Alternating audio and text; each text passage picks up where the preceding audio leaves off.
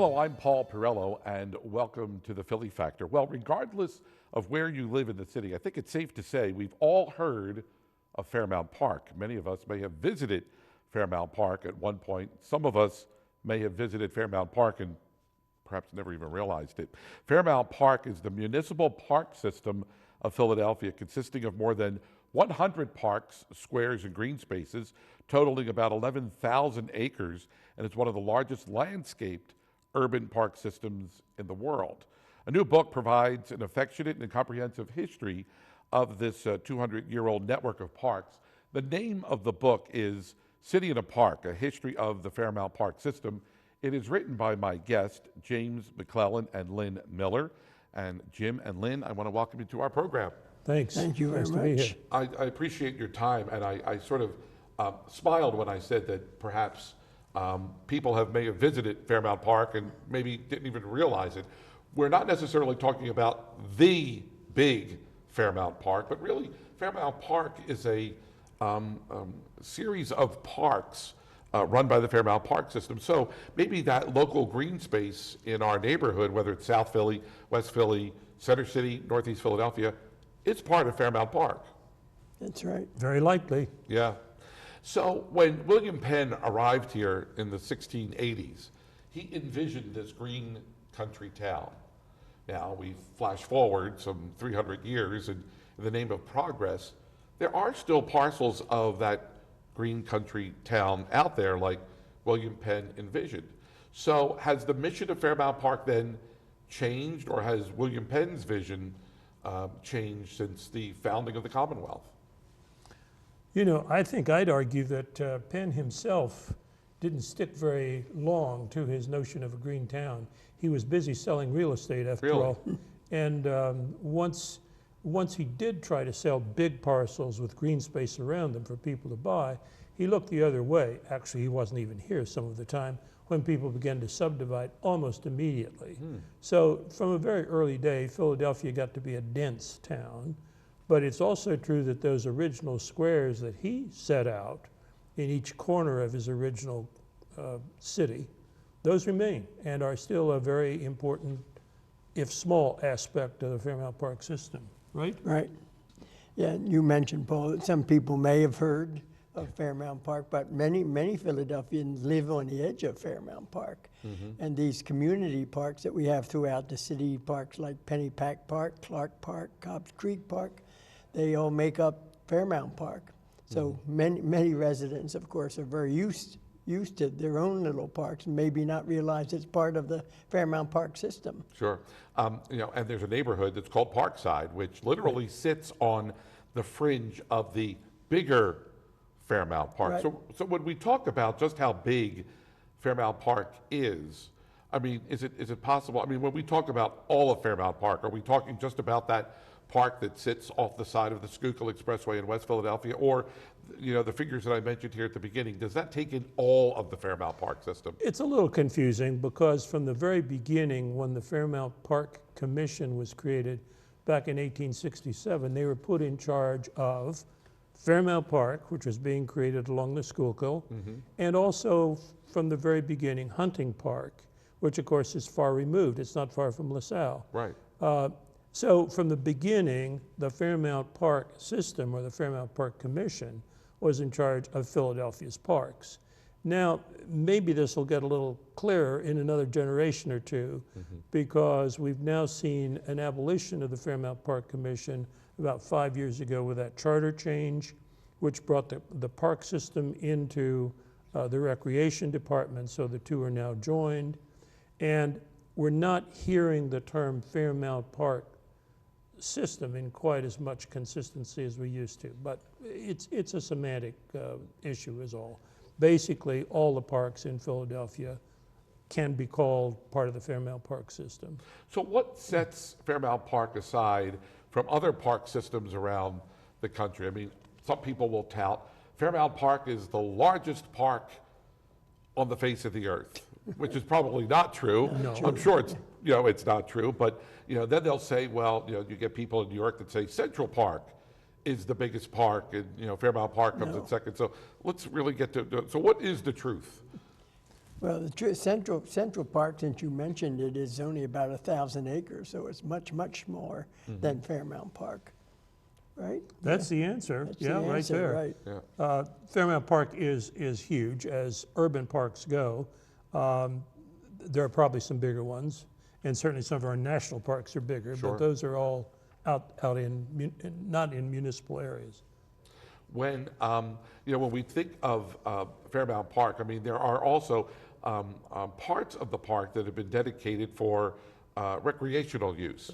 I mean, and we just a few years ago we had the opening of Memorial Hall as a children's museum.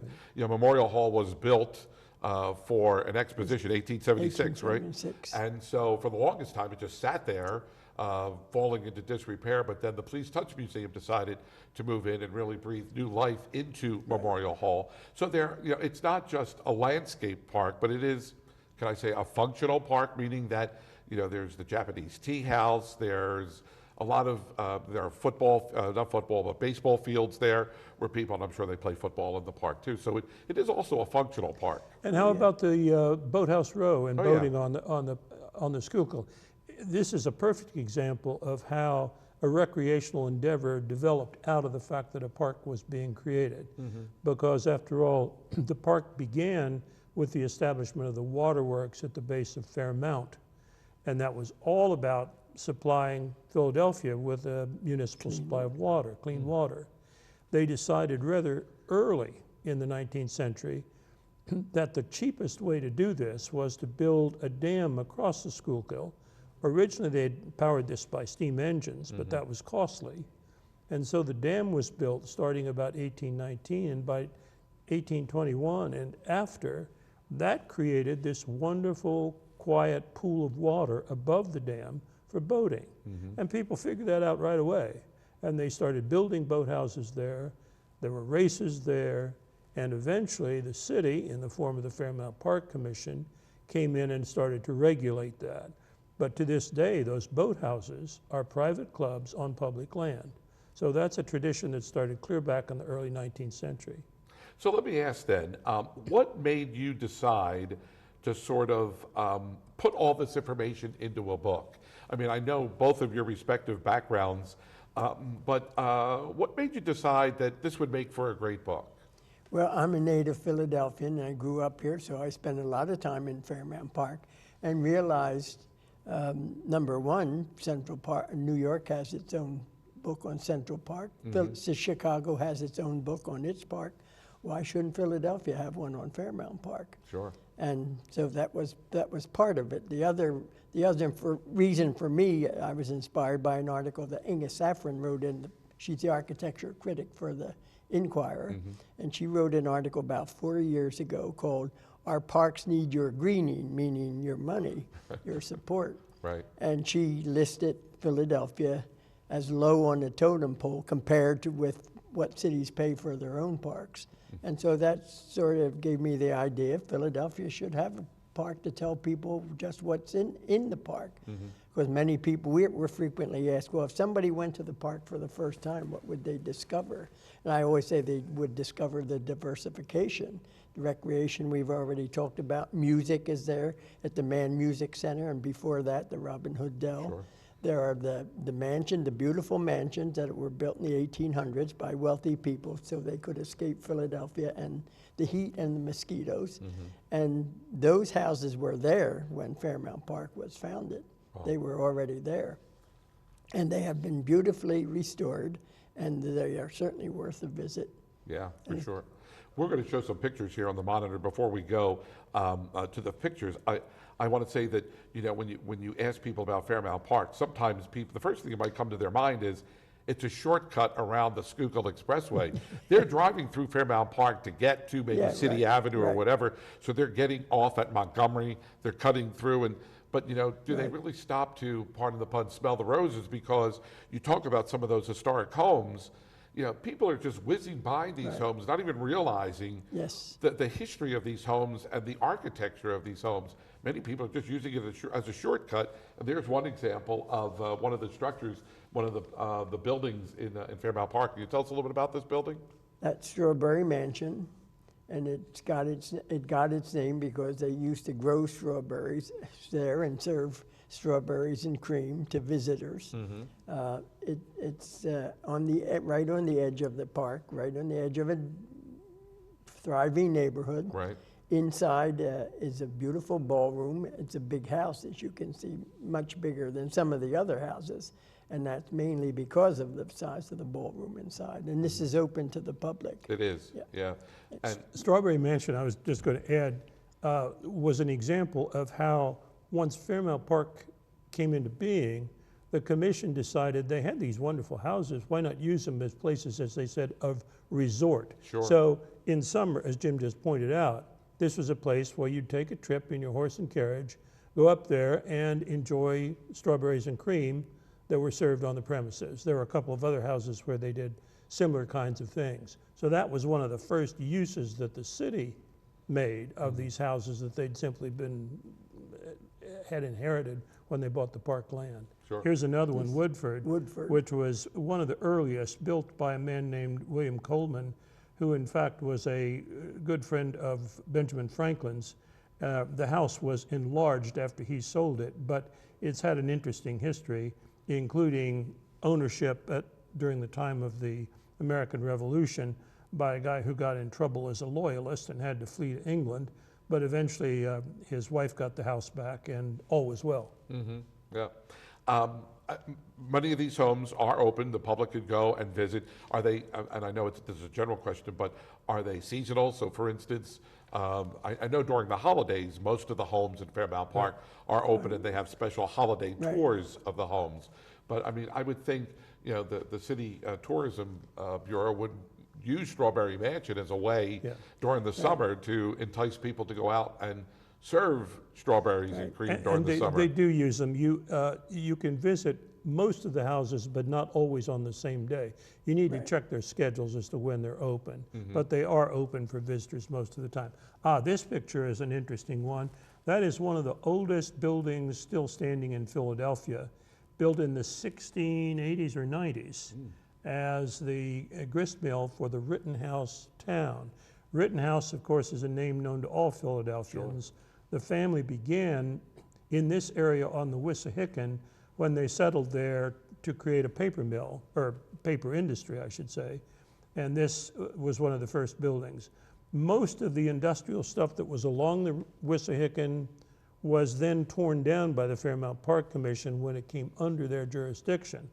But the Rittenhouse family, which by this time was a pretty distinguished and long-lived family in Philadelphia, prevailed on the commission to keep some of those buildings intact. And so it is now known as Rittenhouse Village, and the buildings can be visited as well. Interesting. Here's another photo that we have from the book. And all these photos that we're seeing here are included in your book. This is Cedar Grove. Cedar Grove, right? Do you want to talk about that, Jim? No, you're the authority. Okay. Well, Cedar Grove is the only one of these park houses that was actually moved there from another location. Really? It was built, again, going back to the late 17th century, about 1690s, I think. The core of it was built in Frankfurt section of Philadelphia, which was then way out in the boondocks. And late in the 19th century, early 20th century, it was given to Fairmount Park on the condition that it be moved into the park and kept as a kind of example of houses of that period. It was in one family as well for several generations, and their collection, the collection of their family household goods, remains in the house. Wonderful house to visit. Yeah. How does one move a house?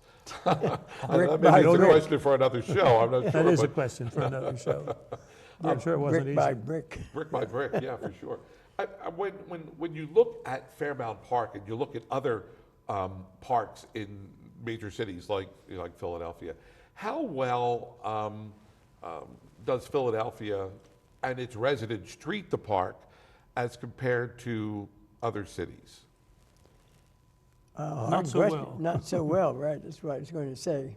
But under the current administration and in Mayor Nutter's administration, who was following William Penn's mission of a green town, he wanted us to be a green city. And over his administration, and still the current, which continues, They want to keep it green, and they are keeping it very well preserved, and especially the houses, they keep the houses up. Philadelphia Museum of Art does own 3 of those houses, so they're responsible for its maintenance. And there are several other nonprofit organizations that rent the house for a year for their own mission from Fairmount Park and the city. And it's their responsibility to maintain that house that they're in. Yeah. When I said that Philadelphia doesn't keep these things up too well, I should clarify that. Philadelphia's spending for its parks on a per capita basis is one of the lowest of the major cities in the country. So we have not historically spent what probably we should spend to keep all these things up. As a result, some of the houses, for example, have been vandalized, and more than one has been burned down over the course of a century and more.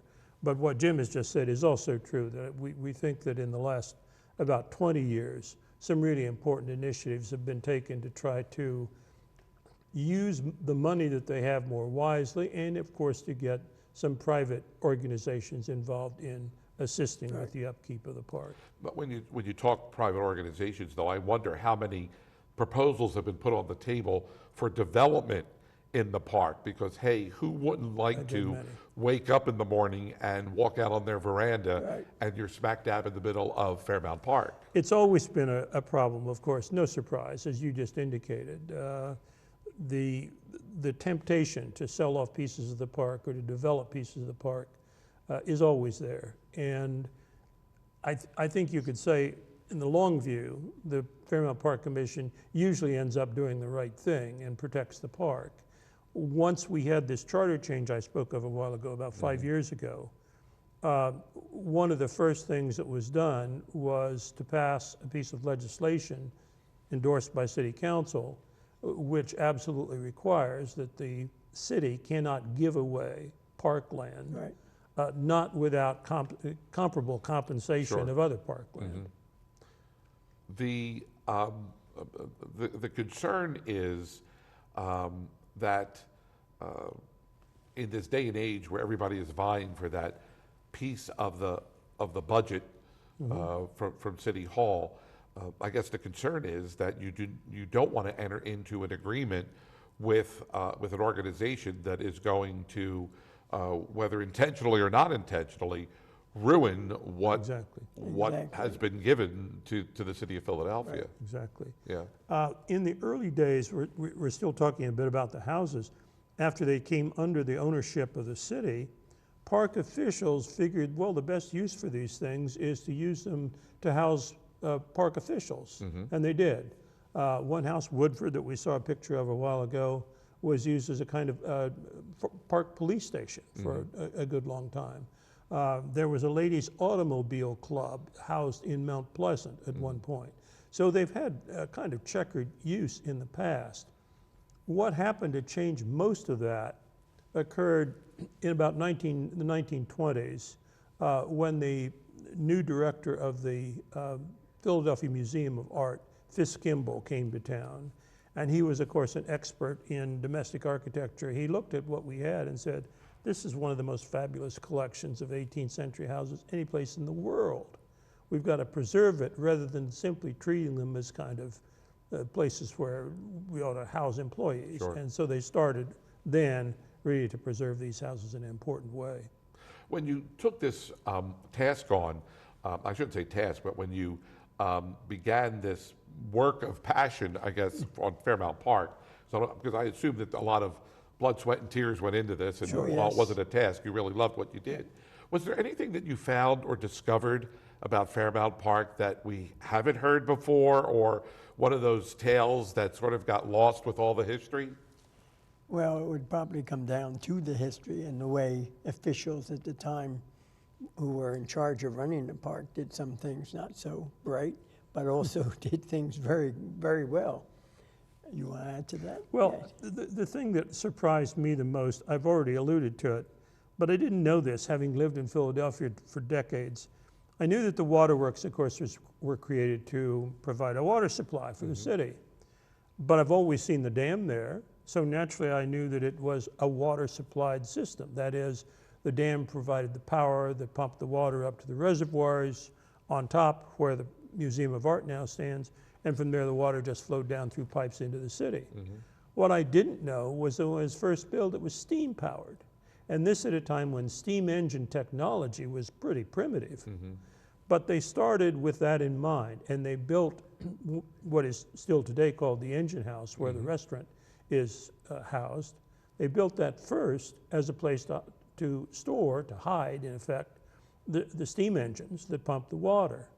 And that became so expensive, finally somebody had a bright idea and said, why don't we go back to this very ancient technology of water power, let the water do the work for us.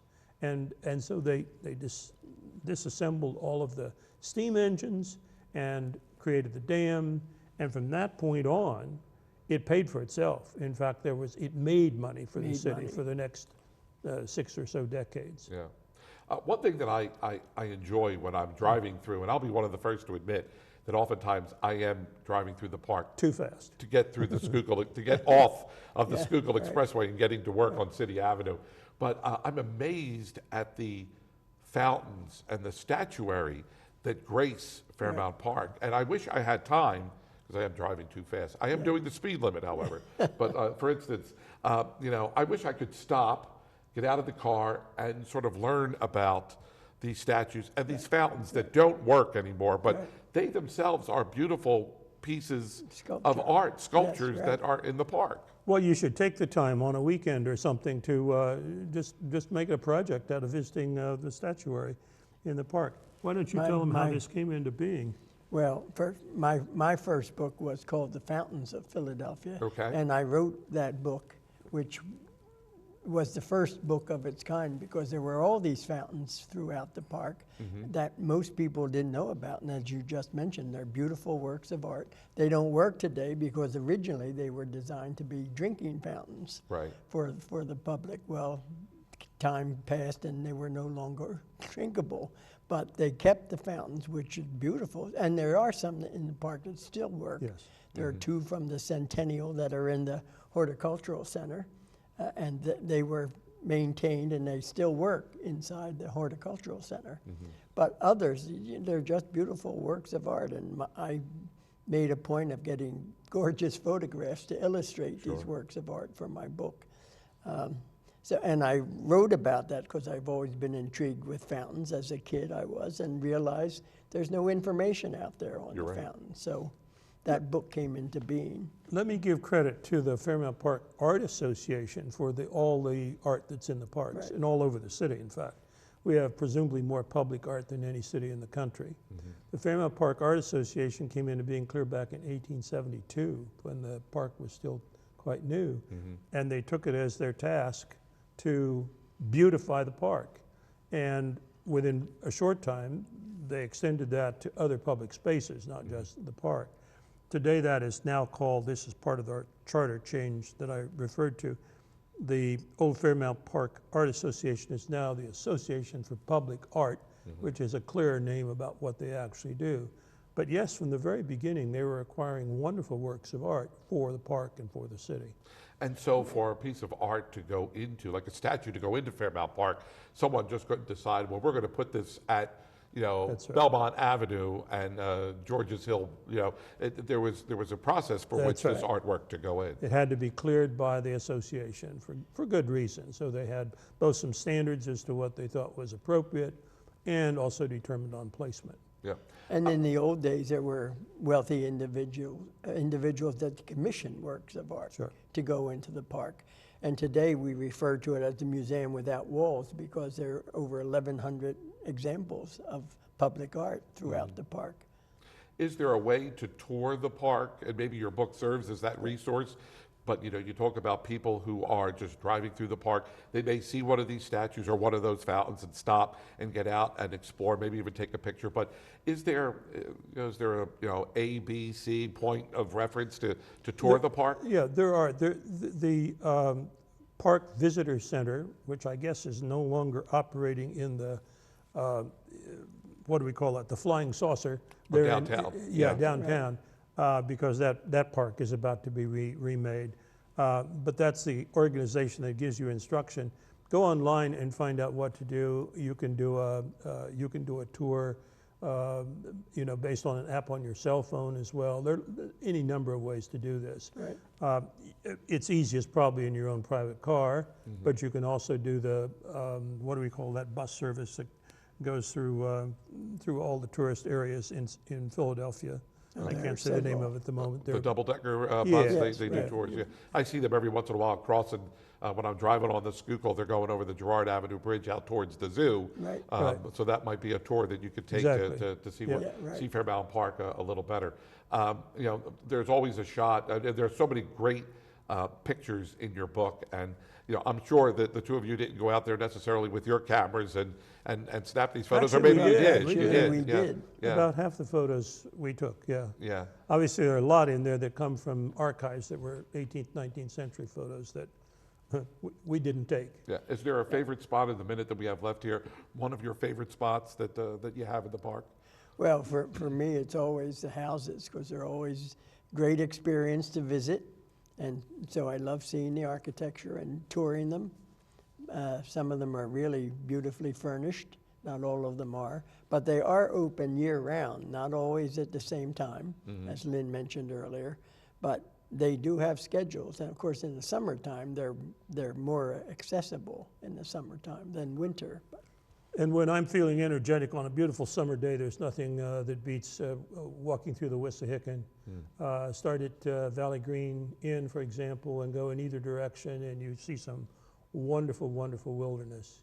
Well, guys, I want to thank you for your time. Again, the name of the book is City in a Park, A History of Philadelphia's Fairmount Park System. I want to thank Jim McClellan and Lynn Miller for being with us here on the program. Thanks so much for being with us. Thank you, Paul. Until the next time, thanks so much for joining us here on the Philly Factor.